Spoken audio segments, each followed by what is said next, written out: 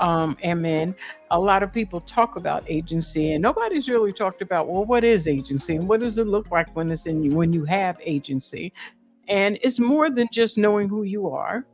It's not only knowing who you are and claiming all the parts of yourself, it's really about being whole and living an authentic life with audacity. Yes, baby, we got the nerves to be great.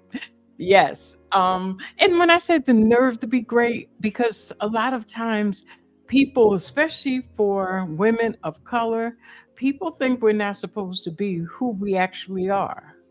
They want us to be demure and quiet and soft, and we can be those things. Some of those things are part of who we are, but we're also assertive. We're also confident. We're also extremely intelligent and capable. We're those things too. And so when you have agency, you own that stuff. I'm not going to say the other S word, but we're going to say stuff today. We're going to own that stuff. We're owning it because it's who we are and who we accept ourselves as. So it's not, sometimes we have parts of ourselves that we aren't really comfortable with. That's not agency. That's an area of growth. It's an area of possibility. It's an area of becoming. But when you have agency, you're very comfortable with who you are and you walk in that stuff real good. You walk in it really well. You walk in it unapologetically. You are not bothered by people's reaction to who you are. Got me? Okay. So that's some big girl stuff. For some of us who may be in our 30s, we're struggling with that. We're struggling with that because sometimes we look for validation outside of ourselves. And when you are seeking that, you don't always get it. And it makes you doubt yourself because, you want other people to see what you see, or we want people to co sign on who you are. And they're not always going to do that because it's not always in their best interest. Okay, last week I told you about, me on my weight loss journey and all that and my health journey. Well, in that journey, if you've ever been on that journey, and anybody who has lost any weight at all know that there will be people to tell you, oh, you're getting too skinny. Too skinny for who? For you? Because I'm not doing this for you. What do you mean too skinny? What is that?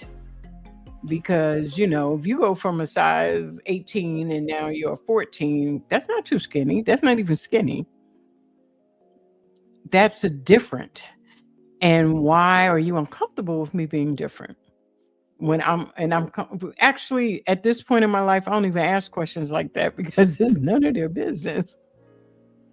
But those are the things that go through your mind. Why are you so worked up about what I look like? So we have to let those things go. When you have agency, you're not looking for permission to be granted. You're not looking for validation to somebody to co-sign or give a stamp of approval for who you are, because you got that. You know it. You know it already. It's how you operate. It's how you live. It's how you breathe. It's how you wake up in the morning. And I'm not saying you never have any doubt. Doubt is always something that will creep in sometimes. But doubt will be your moment of introspection. Doubt will be your moment of, just maybe taking a minute, take a breath. Let me, focus on this. Let me look at this from a different perspective. Let me dissect this feeling. Let me dissect these thoughts I'm having.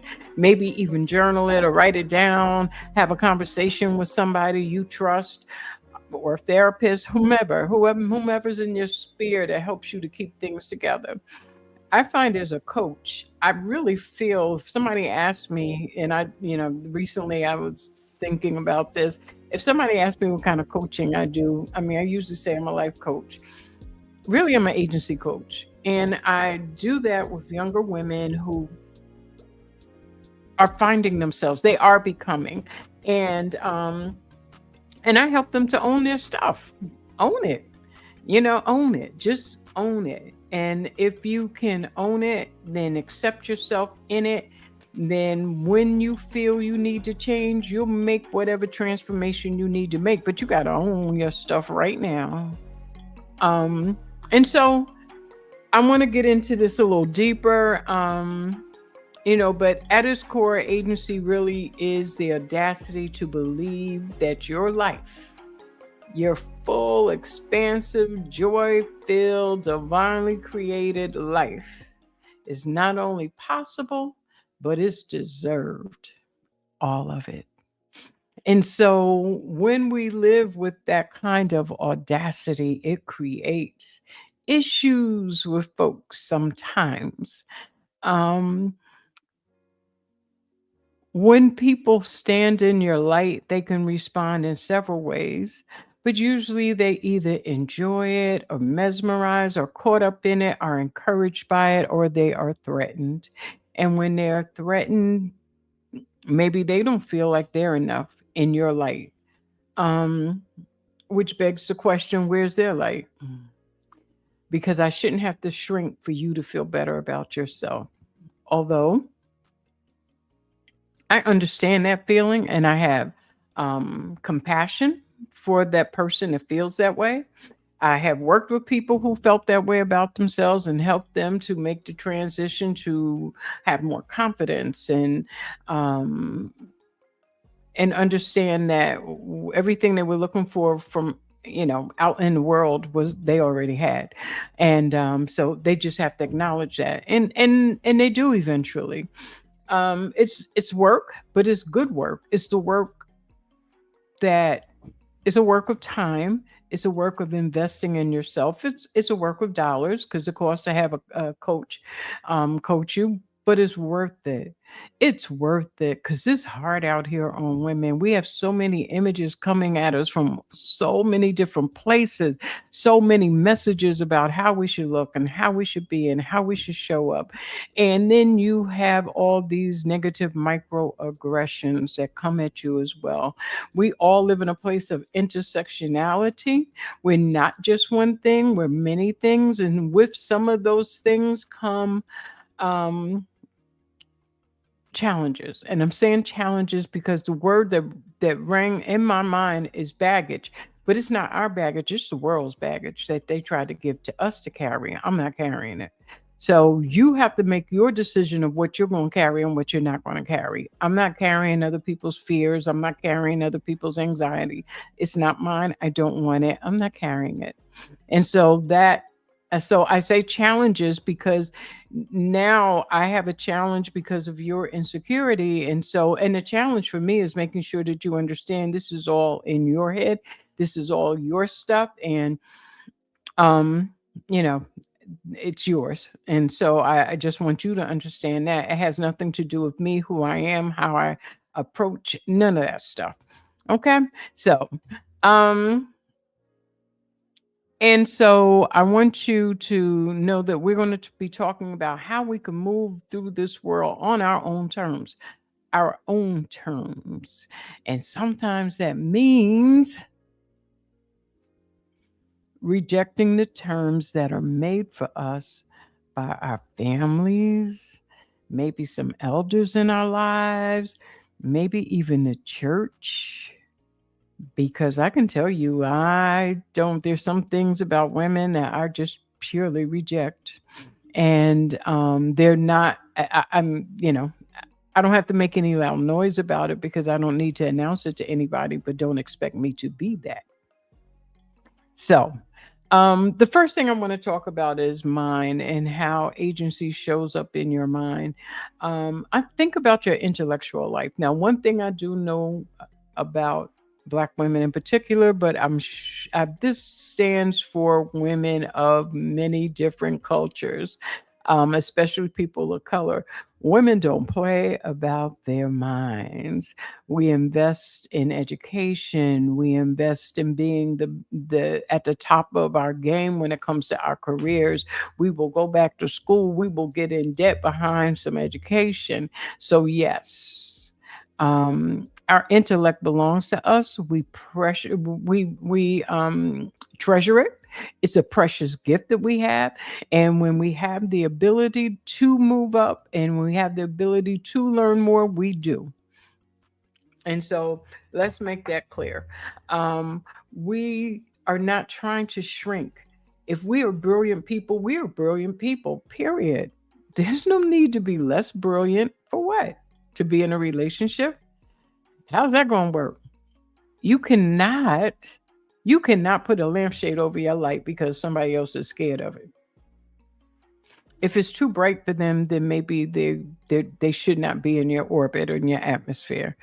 And I'm not saying that to be mean or callous. I'm not saying that to be judgmental about the person that can't handle your life. That's not the person that belongs in your life. Well, at least not center stage. Maybe there is a peripheral part that they can play in your life, but not center stage. Um, I heard Michelle Obama, and I may have said this before, said everybody can't go with you because they can't handle the atmosphere. The air is different the higher you go. And so everybody can't take those elevations because they need to breathe down in the valley. They can't take the mountains.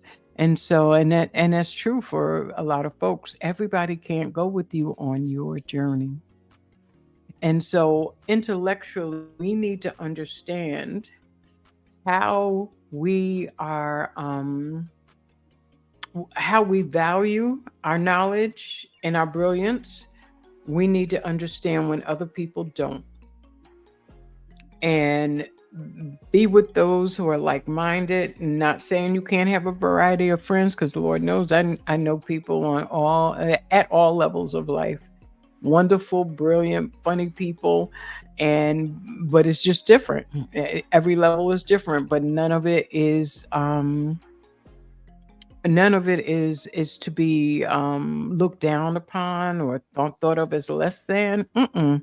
No, no, because I've seen some women with 4 children raising them by themselves, and I don't know how they do it, but they do the doggone thing. Okay, they manage to go on vacations, they manage to do things with their children, they are smart about their money, they save, they buy houses. So no, that's brilliance. That's brilliance. And so we have to be able to look at those different things and see how people show up in their own lives and for the people who love them, and realize that that takes a measure of intellect that not everybody has. Okay. The other thing is sometimes we walk around with narratives about who we're supposed to be that don't fit how we feel about ourselves or what we want to be and how we want to show up in this world. So I'm going to give you a story. I am coming up on my 50th anniversary of high school. And one of the things that I felt like was happening when I was in high school is we were being trained to be brilliant so that we can be good wives. Now, I went to a Catholic all girl high school. It was very conservative, very, very Catholic, and um, very old school Catholic. And so, we were supposed to get married to somebody who had a good career, could provide for us, and have a lot of babies. So I wasn't gonna have a lot of babies because I knew at 16 that stuff wasn't exactly gonna play out for me in the baby making game. So that wasn't that wasn't anything to achieve. Um, and I knew there were so many things that women were capable of.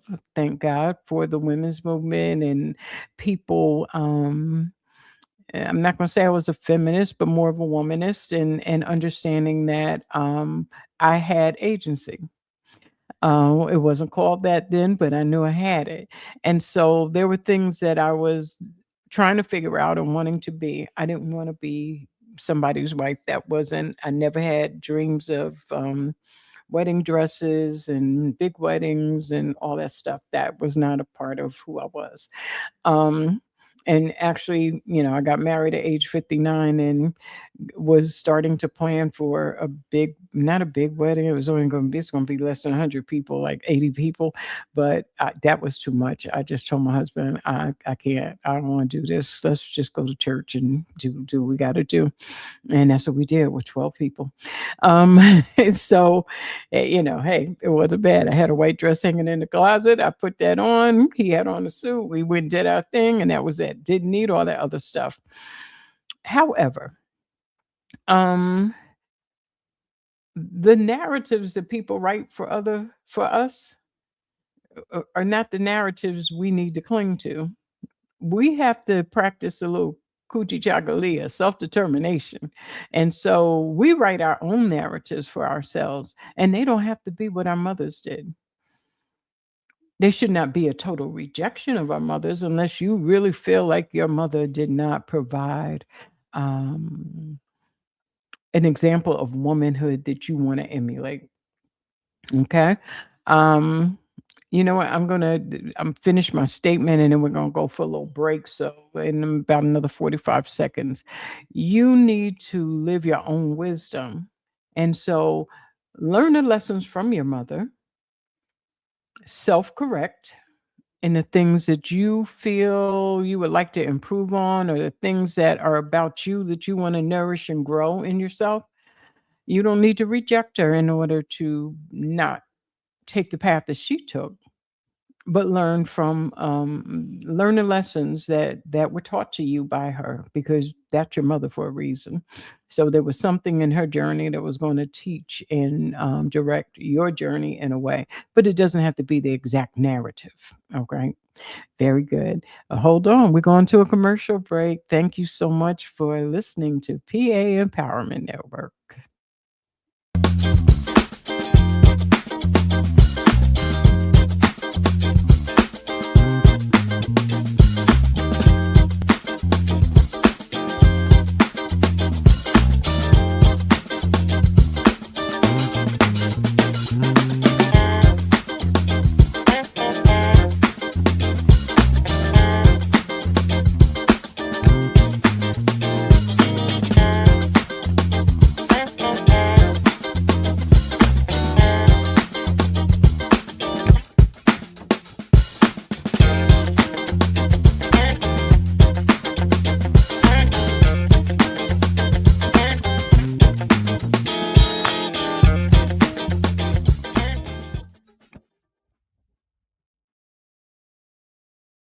All right, Wolfpack. Very good. Excuse me. Again, I'm Diane Butts, and the host of Daughters of Divine Joy, and you are listening to the PA Empowerment Network. Excuse me. Oh, okay. The other thing that we need to do in terms to clear our mind and have um, clear our mind and know that the narratives we're building are about us, is being able to name the things in the system that have impacted you. Um, I spoke about microaggressions. We know that there are mechanisms of oppression, of racism, of sexism. We know that there are systems that try to negate who we are, our even our humanity. However, uh, true liberation is a mind thing. It's a mindset. So we need to free our minds of those internalized messages, as well as in order to create those narratives that we want to create, because we can't believe what people have told us we are. We can't believe we're not welfare queens. We are not any of these other things, hoes, bitches, whatever else people want to call Black women, or Black women call themselves. We're not those things.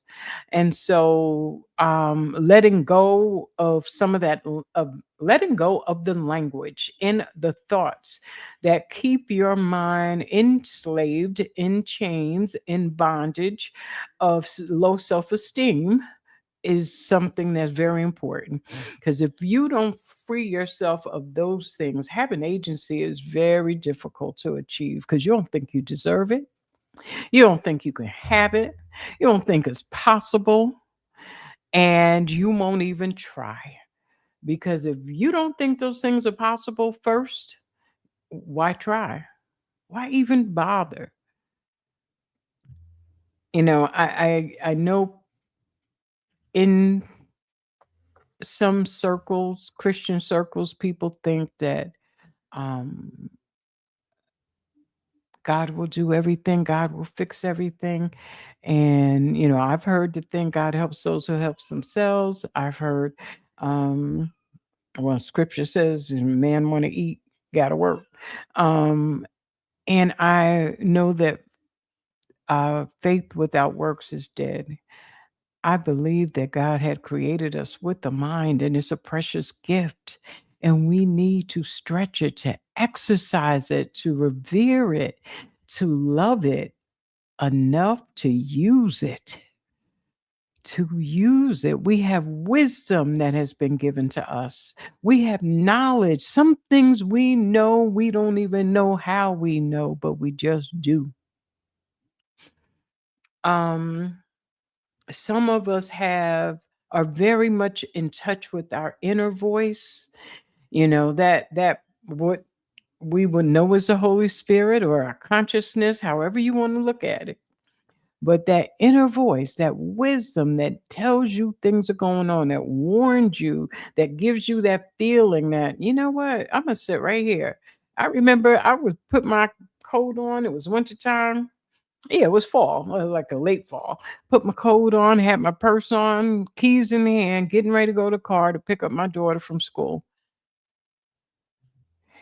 And, my mind just said, sit down. That little voice said, sit down.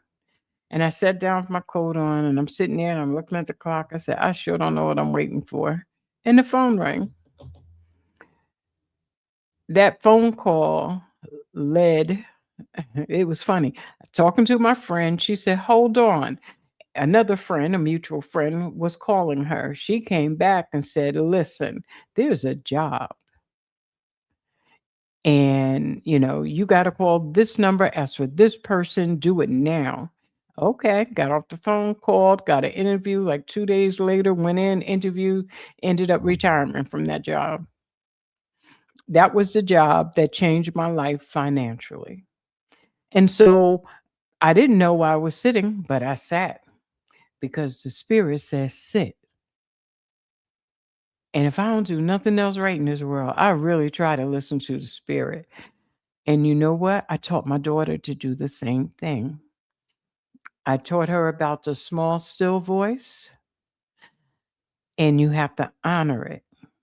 And I taught her to honor it by honoring it when she told me the voice was telling her something. I was going to go away on a business trip. It was a conference. I wanted to go because it was someplace fun. And, but I didn't have to go. And she said, you know what, mommy? I don't feel like I need to be over at, her friend's house this weekend. Something doesn't feel right, and I don't know what it is. You know what? She didn't know what it was, and I didn't know what it was, but I did know I had to honor it because I can't tell her to honor the voice if I'm not going to honor it. And so, even to this day, I remember she was dating, and she was just kind of like keeping it light, dating other people, just trying to see who's out there and who's about what and all this, like we do. And so, she said, mommy, something doesn't feel right. This guy is just too much, like very demanding, but not overbearing, but there's just something like he just pushes things and it's not making me comfortable. And it was something like he wanted her to leave her car and he was going to meet her somewhere and then take her somewhere else. And she said, I don't like the feeling. So I said, don't go. Don't go. I don't believe that music was playing. Don't go. And she didn't. And we don't know what was planned, but she said there was, a couple other, a couple after a couple more interactions on the phone, she realized he was not the person for her. There was something very possessive and demanding and controlling about him, and she said, I can't, yeah, that's not a good move." I said, "Good, as long as you listen to your voice." Now she was in her 30s at this time. Probably 31, just, yeah. But anyway, so yes, we have to silence those voices. We have to play some new tapes, give ourselves some new information. So that's where reframing comes in, and we're going to say some new things to ourselves. So you're going to affirm who you are. You're going to affirm the gifts that you walk with. You're going to affirm all the things you are capable of, because as you keep affirming those things, you'll be more confident in how you walk around with those things. You don't need to apologize for being anything. You just need to own it, treasure it, love it, and keep walking, baby. Okay? So, and the last thing in terms of mine, and we talk about this, and I talk about it all the time, is the boundaries, protecting your bandwidth. You cannot be everything to everybody. And sometimes you just got to say, hold on, wait a minute. I'm not the one for this moment. I'm not the one for this task. It's okay. They'll find somebody else, believe me. If it's too much, it's too much. Um, Protecting your peace is what people call it.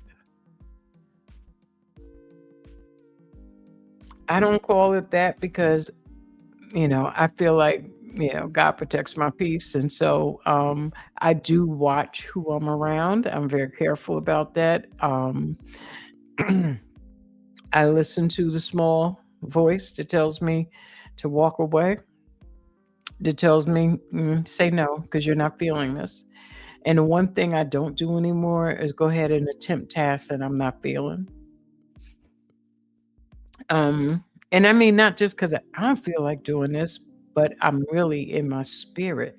There's nothing there that's bubbling up. There's nothing there telling me this is good for you. This is nothing saying this is a good move. Yes, this will, you'll grow in this, or it'll do X, Y, and Z for you, or this is a way you can do, something that maybe a project or something. You see it as an open door. You see it as an opportunity to use your gifts and give to someone who may need it. All those things.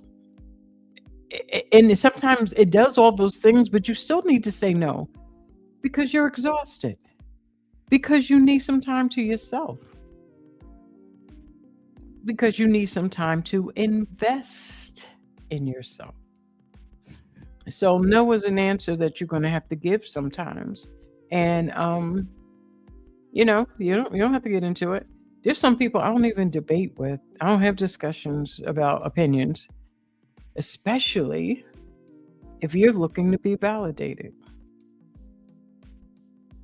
Because I may not validate your opinion. I may think it's absolutely asinine. And so I'm not getting in a debate with you because you're trying to make me believe what you believe. I don't believe it. And it's okay that we don't believe the same thing. So instead of going back and forth with that, because that's what I'm not doing, is going back and forth with people, I just smile and I end the conversation. I don't have anything else to say. I'll just nod my head politely as I find my exit. It's hard if you're trapped in a car with them sometimes. Anyway, I don't mean trapped in the scary way. I just mean riding. Um, okay, so that's the mind part of it. In terms of body, um, please understand that you have been made a vessel to carry treasure. Um, Jars of clay with precious treasure. And the treasure that you carry is not um, to be handled roughly. It is not to be dismissed. It's not to be disparaged. It is your gift from the divine, and it helps you to move through this world to fulfill your purpose. So, we don't allow people to decide who we are because of how we look. Um, if my nose is too wide, or my hair is too kinky, or my lips are too thick for you, then okay, that's fine. Because maybe your nose is too thin and your hair is too stringy and, your lips are non-existent. But I can still see your humanity and I can still love you. Now, if you can't do the same for me, then I don't need to be in your space and I will remove myself. Um, I don't know how you all look at that. I don't know how it makes you feel when people try to other you because of what you may look like. Um, I think too that the scrutiny over Black women's bodies have comes with um, a history of trauma, the abuse of our bodies, the sexualization of our bodies, even with young girls sometimes, to be looked at as body parts and not as whole beings. Those types of things, we have the ability to take ownership and demand the respect that we should have, um, and not be reduced to a size dress that you wear. And again, if that's all you see in me, then you don't see me. You actually don't see me. And I have a problem with that. Well, I have very little tolerance for it. Let's just say that. Um, and also, I I talk about rest a lot because rest is the way we empower ourselves. It's the way we build ourselves. It is a way to replenish our energies, and it is a way um, to creatively get in touch with who we are by resting. Yeah, having dreams and speaking to our elders and contemplating ideas and thoughts about different things. That's the way we build ourselves. That's the way we, is part of the process of becoming. And that's a beautiful thing. So, rest is important. The other thing that I want to talk about in terms of body or mention is that um, loving your body in terms of how you steward your body. What do you feed it? How do you take care of your skin? What do you do to nourish your hair? How do you not just adorn it? I'm talking about to really pay homage and love your body, love all of it, every bit. The stuff that we think we're not supposed to, the hairy legs, the stretch marks, the muffin tops, all of it, the skinny legs, all of it. That is part of your design. And we don't need to perform with our bodies in order to, as a way to show value or gain attention. Um, and I'm going to leave that alone because I don't want to appear too judgment and I don't want to come down on younger women who may feel like because that is part of their body autonomy to be able to move like they want to move and shake what they want to shake and do whatever. And I say, go ahead, girl, because I know when I try to twerk, everything move, but the stuff that's supposed to move. So anyway, I don't do it. But if you do it, make sure you're doing it out of love for your body and not out of performance for someone else. Now, if that's the way you make money, then that's, hey, keep them dollars coming, baby. But I don't know what to say about that because I'm not going to judge a woman for how she makes her money. If that's how she feels of what, because I know there's girls working their way through college, um, and they are exotic dancers. So that is yours, but make sure whatever you're doing, you're loving it and feel empowered by how you are using your body. Um, because the moment you feel shame is the moment you have to stop. Because shame is not the emotion that you should be getting from how you move in your body. And we don't want anyone to shame us for our sexuality and how we love and how we, like I said, move in your body, but do it with pride and with joy about who you are when you do move in your body. Okay. And the last thing is the soul. We're going to go for a little break. I was going to do this at the 40th minute, but we can do it now. Okay, Mr. Engineer. A doctor's calling. A company's mission. United for a greater good. When Edmark International, the pioneers of wellness, joined forces with Dr. LaJoyce Brookshire, naturopath, the world gained a new weapon in the fight for true health. Co-created, science-backed, nature-powered. This isn't just a product. This is a movement.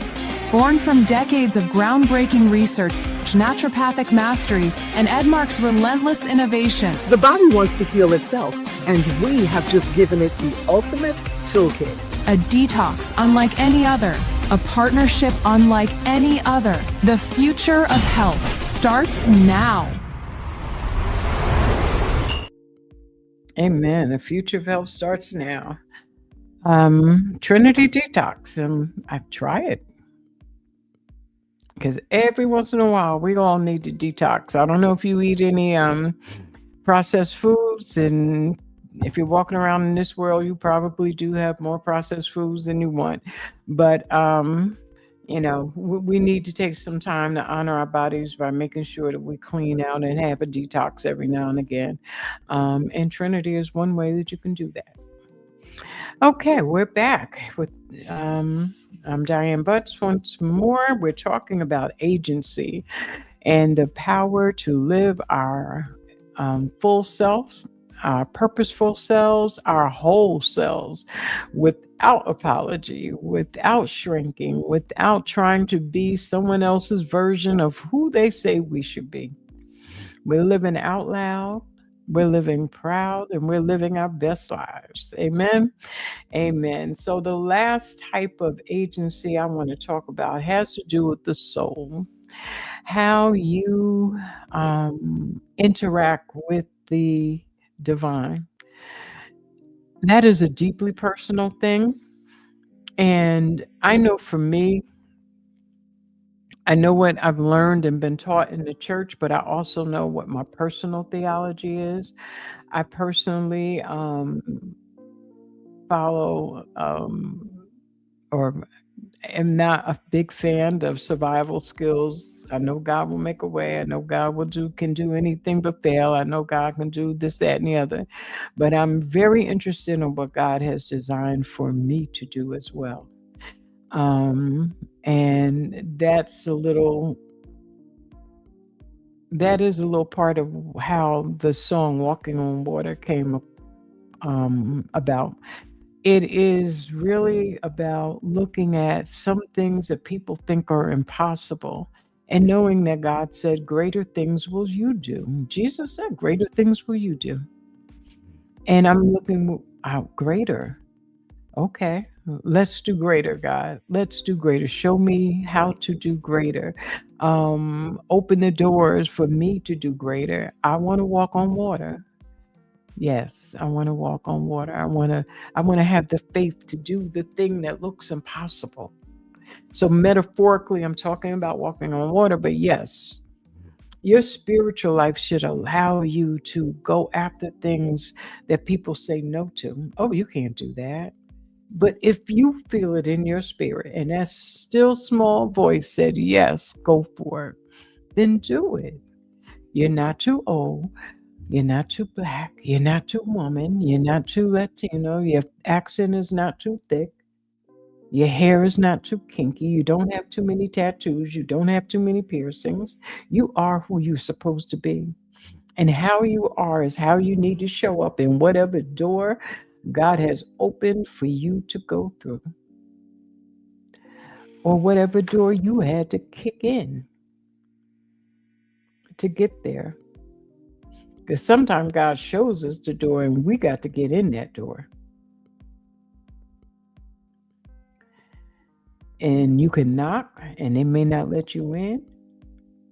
You can ring that doorbell, you can look in the window and try to get in, but sometimes you just got to kick that bad boy in and take what is yours. You don't have to do it leaving a trail of bodies. You don't have to do it in a way that's going to cause karma to come back at you. But you do it with your head held high, confident in who you are and what you can do, and go ahead and do what you got to do. Period. We are those women. We are those brilliant, capable women. And so we don't need to beg for crumbs. We've had crumbs already. It's time for the meal. And so our faith should be able to help us to move to those places where God has prepared us to be. Play small for who? And why?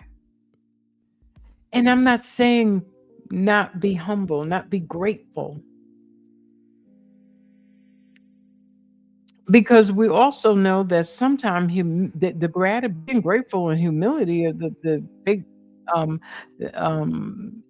the instruments of faith that bless us.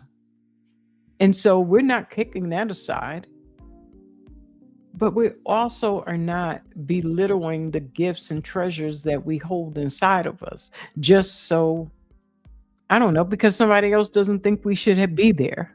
What? One of the influencers I follow said she was on a plane, and a couple people noticed her and was talking to her, asking her about, things in her life. And the man next to her wanted to know, well, what are you doing with all that land you have? And she gave him an answer. It wasn't what he wanted to hear. It was unexpected. And some might even say a little crass. But she said he should have minded his business. Just because I'm sitting in first class and you don't think I should be here, I don't have to prove to you that I do, that I should be here, that I am here because this is how I move. We're done apologizing. Our ancestors, I'm not going to say they apologize. They've been through too much for us to sit here and shrink right now. In this world, in this day and age, in these politics, we're not doing that. So I just want to say to you all that agency is how you claim your entire life. And if you were living in America and a woman of color, whether you are Asian, African, Caribbean, Latino, whether you're, I don't know, Polynesian, whatever. I don't even know if people call themselves Polynesian, but whatever indigenous person that you are, if you ever been oppressed, if you have come from a place of oppression, Please know that you don't have to live your life like that. Please know that you are better than what the oppressor says you are. An agency is how we take claim to who we want to be in this world, to how we want to show up in this world, and how to be full, how to live fully into this world. And sisters, there's no apology. There's no apology. Just audacity.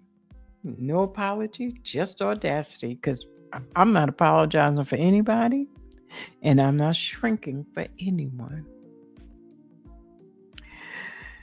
It's funny, I said, I wanted to go back to school and I said, I don't know. My husband said, why not? And I was like, well, there's so much stuff going on with the family and we got to do this. And, this is time.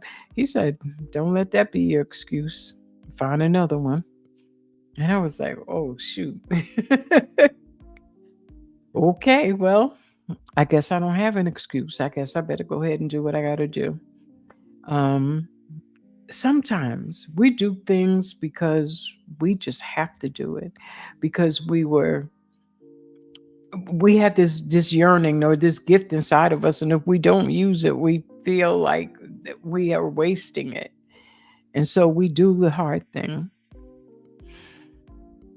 I want to, as I close, I want to just thank you all for watching this show. Sometimes I look at the numbers and I have no idea, because I don't get some of the background information that Kendall does.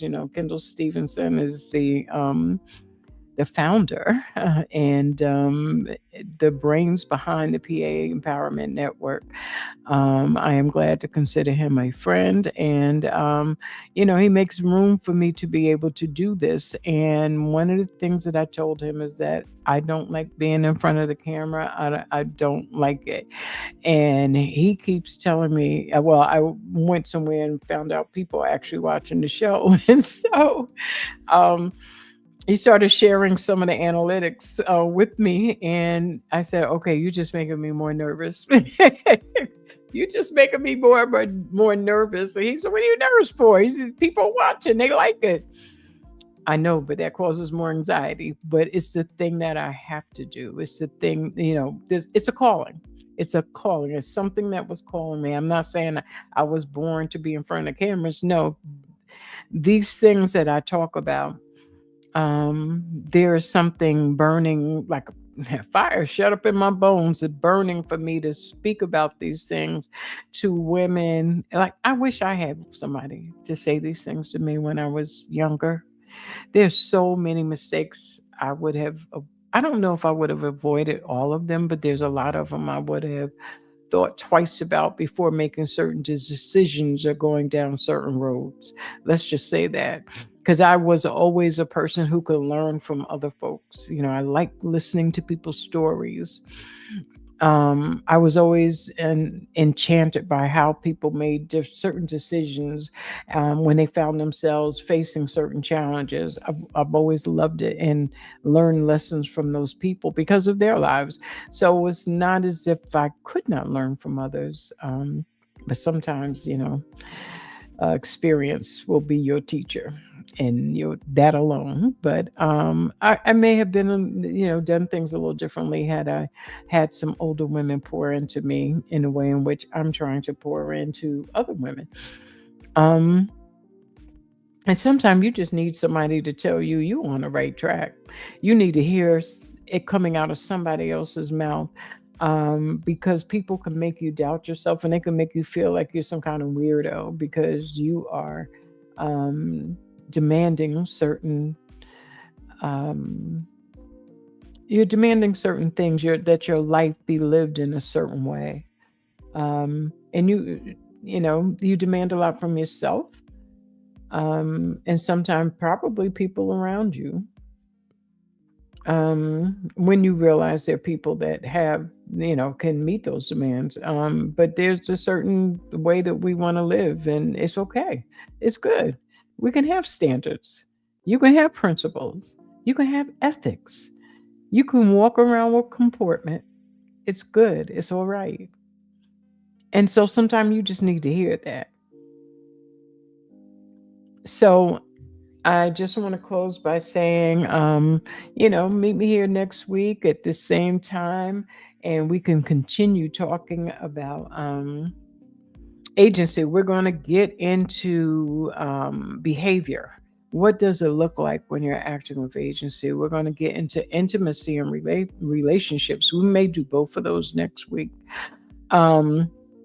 And then we'll get into, attitude, emotional stability, and how you walk, how you carry yourself when you have agency. So there's a lot of different aspects of this that I want to dissect.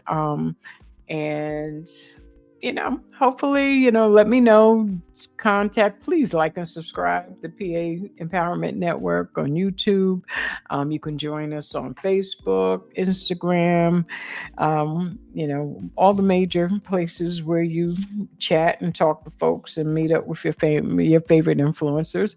But and tune in. Mondays we have Mental Health Mondays. Now I wrote all the stuff down. Here it is. Mental Health Mondays with Hope Christensen, I think her last name is. Politrix and Kendall and Company will do that. Kendall Stevenson. The Empowerment Show on Wednesdays. Tuesdays, you have Divine Joy with yours truly. And right after my show will be Sharing Your Light with Chris. And so that's another show that's on the same level. We are growing.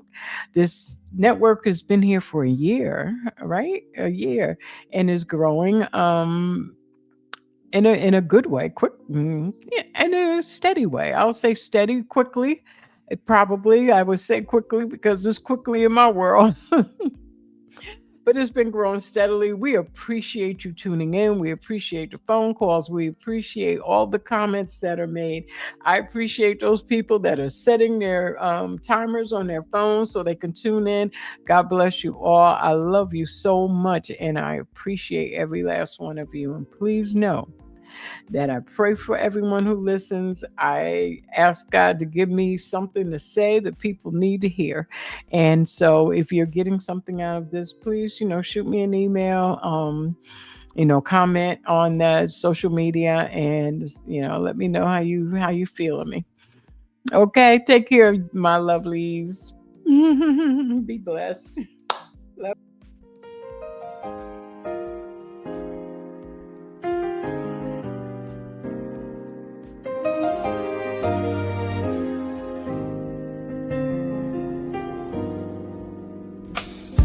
Been waiting in the water, just trying to survive.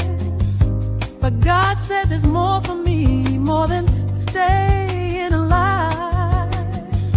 I'm stepping into power, into what was always mine. Divine joy.